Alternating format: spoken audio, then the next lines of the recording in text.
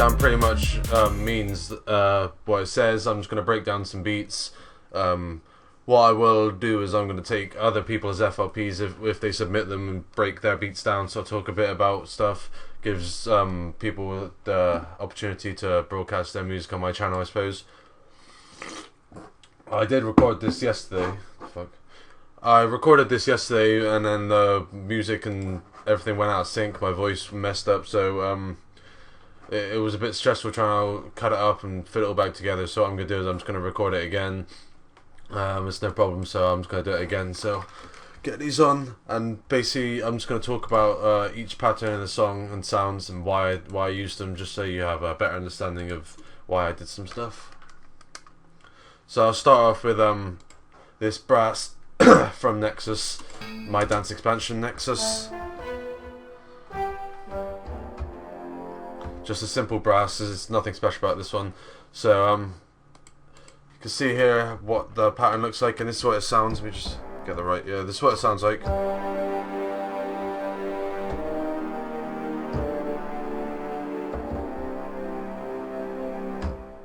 Turn it up. So basically, that's just the intro strings. But I did actually, once I made the intro, I made the verse. I then thought I'd try this with the chorus. So this is also in the chorus, I think. Yeah, this is a chorus pattern as well. But this was intentionally for the verse, not the verse, sorry, the intro. But I did layer this with another similar sounding brass. So together they sound like this.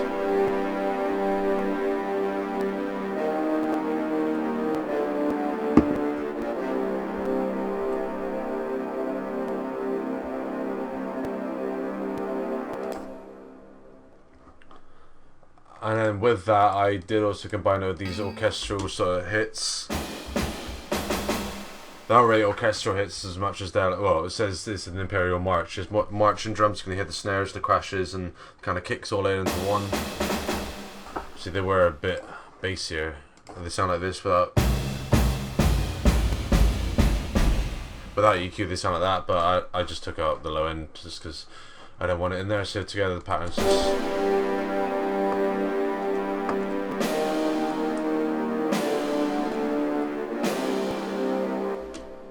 I can hear my computer's hating on me for doing this, man. It's so hard to do this kind of stuff. This is just another pattern. You can just see the length, it changes a little bit. It's just because I want something to happen here, so I just had to shorten the notes a bit. So I've got this for it's like the second layer of the chorus. You can see here this pattern. It just builds up the chorus just before it drops into the beat. So this is just a bit of a string layer, just orchestral full strings. So they sound like this.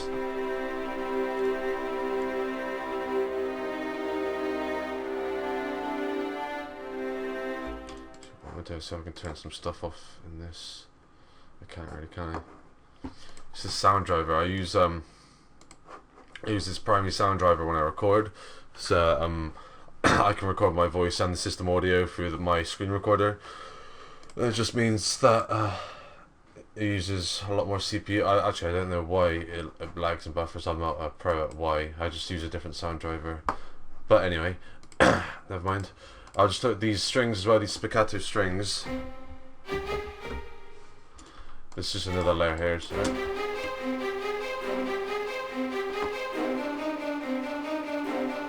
You can see the chords I've made here. They pretty much, they're simple chords. They just follow the kind of melody. You can see it was on G.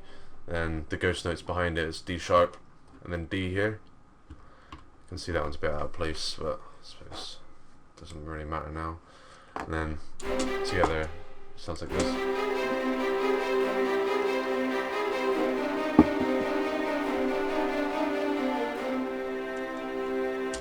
And then it'll go and then drop. And then these as well, another orchestral. This is all my orchestral stuff out of the way first. I got these marching drums. You can find these if you have orchestral. So you click the rhythm and then the marching kit here. So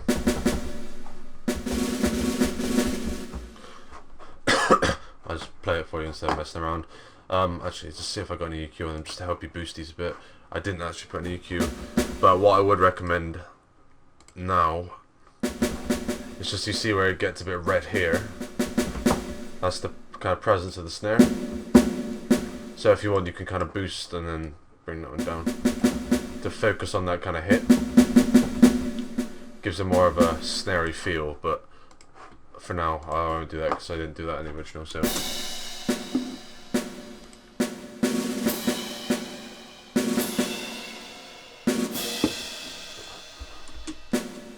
maybe I should be. Actually, I don't know why I left that. I'll have to listen to that in a minute. But yes, that's my orchestral drums. There's nothing special. I use them quite a lot. Here I have this really simple. This is really old from my old computer. I went through a few of my old VSTs from back in my Fruity Loop 7 days. This is just a Indian string with a lot of reverb. You can hear it's still going on now. But basically, you can see the velocity, how it's higher here. If I just click it for you, you can hear that sounds different to. Actually, that one still works, but that sounds different to if I just played. It's the same note, but the way the velocity is kind of affects. Like if I hit it really hard, can't even hit it hard enough. There you go. The sound changes. So I don't actually use that weird like. I make sure the notes hit hard enough to make that kind of like pitch bendy Indian string. So it sounds like this. But obviously this isn't the best VST. It's called a bag llama. But what was I gonna say? No, this is just a really bad one. I use this like once in the whole song. It's just here, and that's the only time it happens. So, I thought it sounded good, but not good enough to sort of have any existence anywhere else in the song. So here I've got another Nexus. This is Dance Expansion again. The most I was going to say the most expensive. The most useful expansion pack I've ever used is this expansion pack. This is a timpani hit. And again with the velocity, these lower notes down here, you can hear how they change. Like the lower ones sound a bit different. So when I play these together, the lower velocities don't just change the volume, it actually changes the way the note sounds, as opposed to like if the drummer was playing the timpani, it sounds like he's hitting the drum a little softer, not just the loudness. So, and you can hear the velocities change there. And of course, I've just, if I can find it for you. Okay, I didn't take any low end off this one. Usually they are quite bassy. It doesn't sound as bad actually, but those do. But I guess these weren't mixing with the actual 808 or the kick, so I didn't take any bass out of them. But usually I'd EQ the bass out, and so I'd get rid of it all if it was gonna play somewhere where there was an 808 or something. And here's my little roll into the verse. This before I even decided what the verse was gonna sound like. I didn't know what the drums, the strings, what anything was gonna do. I just made this and hoped something might come after it that sounded good. So. And I had in my head how I wanted the beat to go, so from there I took the beat onwards. But it's just 808 here. I'm zooming so you can see. It's on 5 squares, not like you would put it on 4 or put it on like 8. But this on 5 is a bit offbeat. So then what I do is I just drag them across until it gets about here. But this is just like one of those popular trap techniques that you just learn randomly. I don't know how I learned this. And I've got this pitch bend note down here. If you don't know how to pitch bend, it's this little triangle, and hover over the mouse over and it says slide. You just click it. There you go. And you can just hear how it pitch bends. It just slides down. It's a bit of a short note to hear a pitch bend, but the pitch bend's happening, and then with the snare just follows the same pattern. And again with the kick.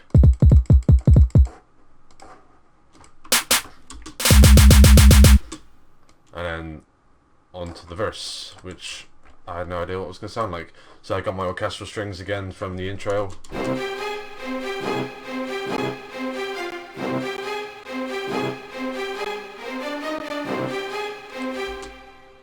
I don't know if you guys can hear that buffering. My battery's dead then. I don't know if you guys can hear the buffering and all the lag and stuff it's got on here. So I'm hoping it doesn't. It's these strings. When I play these strings, they sound crazy. Huh? Yeah, that's the strings there for the pattern there, and then I got this brass.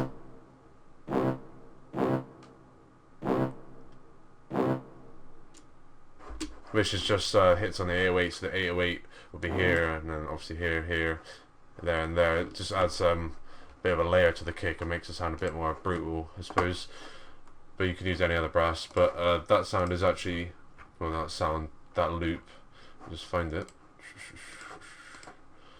It's the same loop I use here. So yeah, it's just saying that's that beat. And I've got this brass hit, which again, before I play it, is this one. Sounds a bit different, I suppose. I don't know why it sounds different. Let's take off the bass. No, so it's not that pattern. This one. No, yeah, that's why it sounds different. I just took off the bass. So yeah, it's just a brass hit I add, and if I look, it's just here on every bar, I think. Yeah, so every bar just sort of adds a bit of a layer underneath the strings. Sounds a bit more.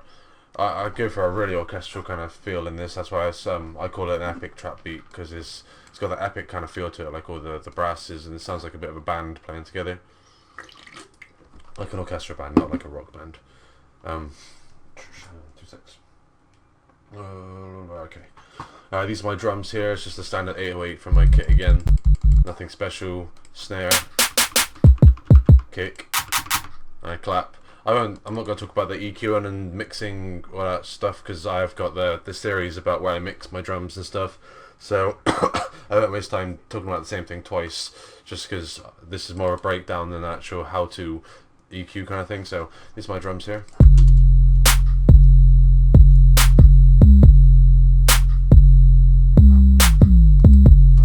And here you can hear the pitch bend again. You can see the longer the pitch bend note, like this one, the longer it'll take to slide from one note to the next. But a shorter one like this, if you just listen, see if you can hear it. It's hard to listen just because it's so short. But you can hear it goes boom, and right, that is a really quick one because it's a really short one, so pretty much just goes straight down from there. And then this one's a bit longer, so you can hear it. You can hear the difference between the length. I mean, I'm not going to keep playing it and playing it, just because it'd be a bit silly. But yeah, that's my pitch bend notes. And this is the variation of my drums here. I've just added this little snare on some of the kicks and stuff, just to make it sound a bit different. I think I use this. Yes, every other kind of one. It's just sounds like this.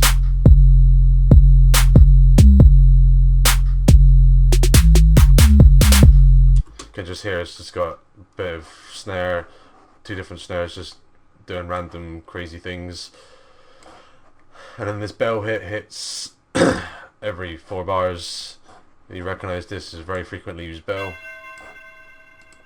I prefer using this bell. There's this other bell, sounds like this. Just chuck it in here.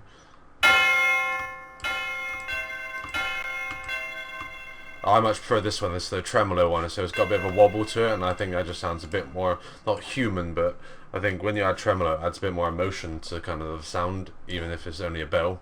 But I just prefer it, and I just put a crazy load of reverb on that one. And then here I have hi-hats. Obviously you expect hi-hats in the trap beat. Nothing special about these. You can see it's pretty standard, and it speeds up, standard, speeds up. But what I've done, the bit where it speeds up is pretty much what the kick in the 808 will be. So, like, say that's the kick, that's the kick, that's the kick. I'll put a snare here, say. No, that's not. Say that's the snare, that's the snare, that's the snare. So, basically, it speeds up where the 808 hits. There's no reason for it. I just thought it was a bit of a unique technique. I've never seen it used before. Whether or not it has, I have no idea.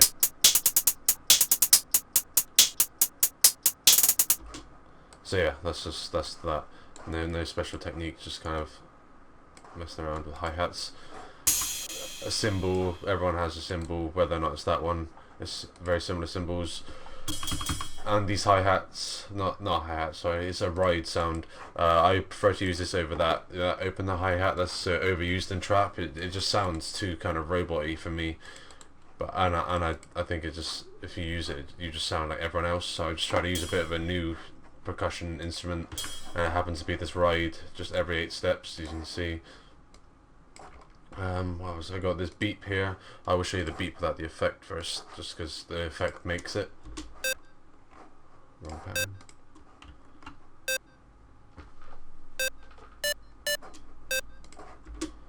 Sorry, I got burp.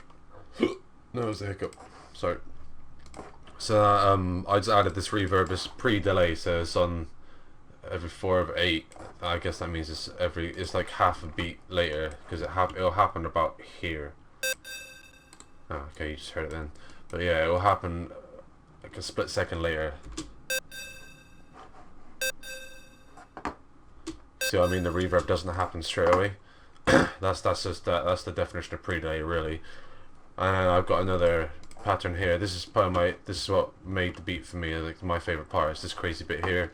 This is just the beat for the chorus. The other one was the beat for the verse. This is the beat for the chorus. You see, it's following the pattern of.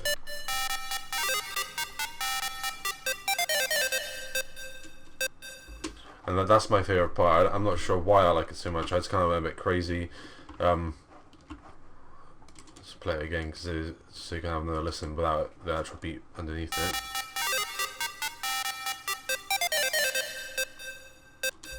So yeah, it's quite a cool sound. So yeah, that's that one. And then my strings for the chorus.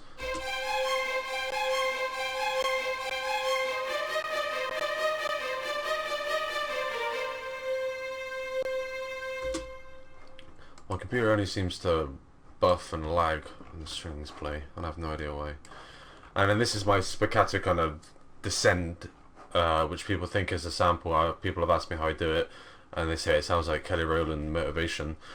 I kind of made it up in a way. Obviously I didn't make up the sound, I went and made a random technique and it worked. But you can see the way I did it is all these notes here are notes I use in the intro and obviously all through the verse and stuff.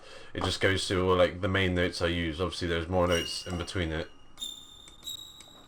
but pretty much it just goes through. It goes C, G sharp, G, D sharp, D, back to C, and just does that whole loop until it gets to the end.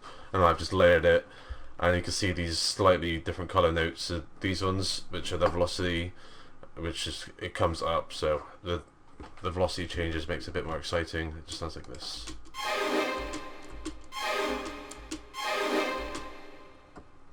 So you can see that sounds quite good. I use that technique quite a bit now, but this is when I first kind of discovered how to do it. So now I'm hoping that helped a little bit for you guys. Let's find out some more stuff. Here's my kind of like, not my signature transition, but the transition I use is just kind of cut up. And then I've got this pitch bend on it because this goes with the snare roll, so it'll be like do do do do do do. It's a bit like dubstep to us. So yeah, that's that. There's nothing special there. Just another brass. That's not important. I got this sound font, which is very easy to find. I've had this probably. This is one of my first sound fonts I ever came across when I started making music. I thought it was quite cool. I mean, I did pitch bend on this. This is not the only way you could pitch bend. You can go into the channel pitch and mess with the pitch like this. I probably just ruined everything now by doing that because it's such a tricky business to do this. But I use the pitch bend tool again here. This is just a simple layer over the other strings.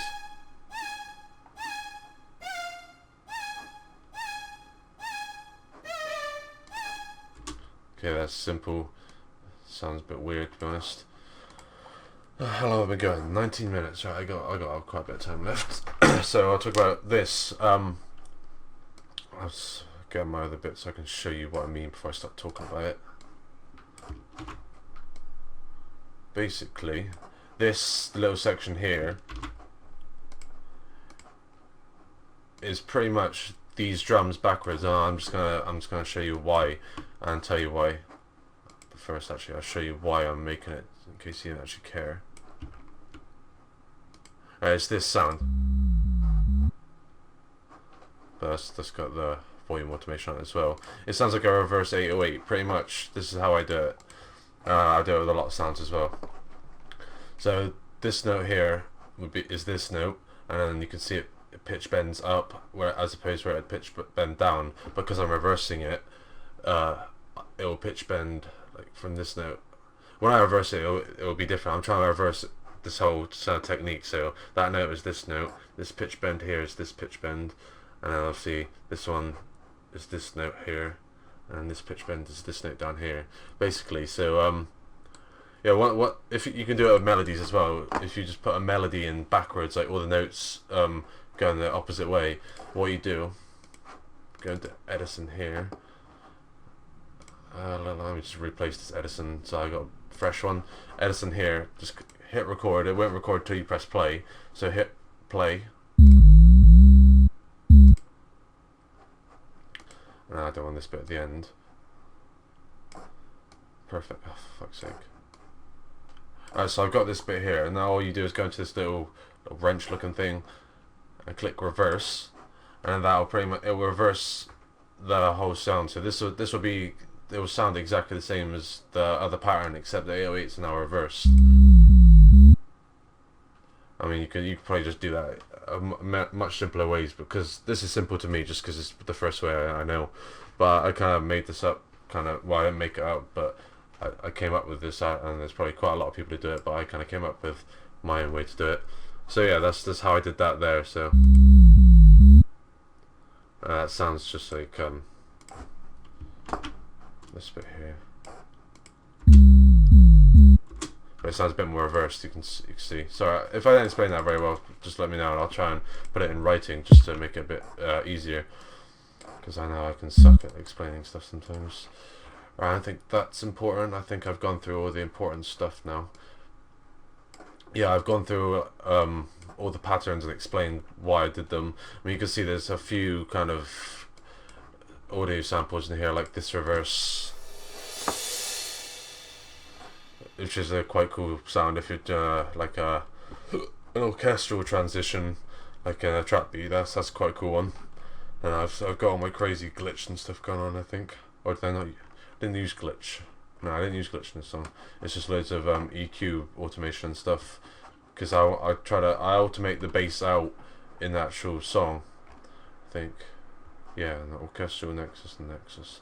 So yeah, all the bass is actually present in the beginning, and then what I do, you can see, is I just mix the bass. Sometimes, well, when I mix it that much, you can see this is a tiny little gap here, but I'll just like take out some bass in some certain sections just so it doesn't mess with like my 808s and stuff.